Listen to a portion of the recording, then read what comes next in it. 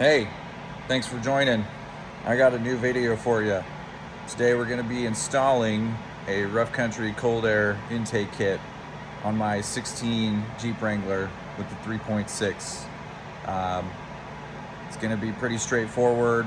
I'll show you stock stuff. I'll take it apart, show you their kit, assemble it, put it together, test drive it, do a review. So thanks for joining. Follow along as I do this install. Okay, so stock Jeep, stock everything. This is the start of a new beginning for this thing. First is helping it breathe better. So as you can see, here's the stock setup, the factory intake tube, factory air box. Air comes in here, goes through all this stuff, blah, blah, blah. It's not very smooth, it's not very efficient. So we're gonna put Rough Country's cold air intake on it. Well, you're looking at Rough Country's cold air intake for a 3.6 Wrangler. Got the kit today. Comes with everything you need.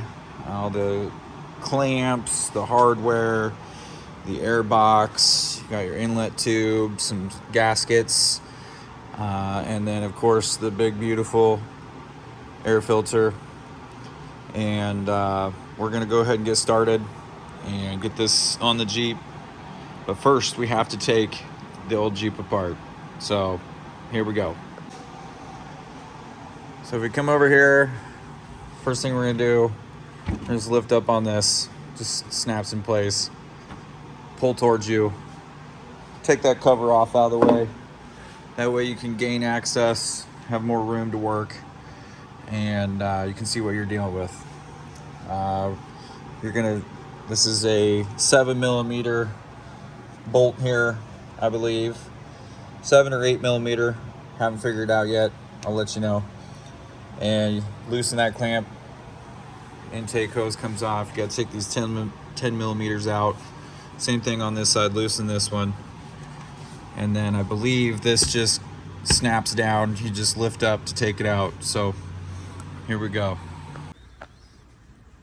All right, and we're back. So engine performance upgrade part 1 complete. The Rough Country cold air intake is fully installed, ready to drive. It was pretty simple. I had it done in about a half hour. Probably the most difficult part is the temperature sensor that's down here. You have to be really careful removing it from the factory tubing here. And there's actually a little lock on it and it twists out. So don't try to pull this whole thing out. Just right here, it twists and then you can pull it out.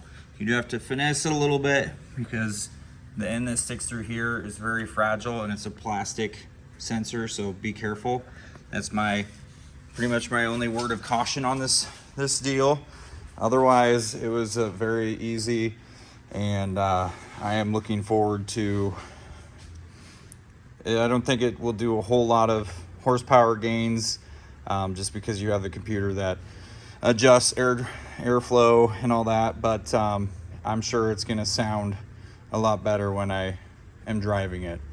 So thanks for watching my video, and after driving some good mileage and seeing if I get any better gas mileage or performance, I will do a video at that point. Thanks again. Bye.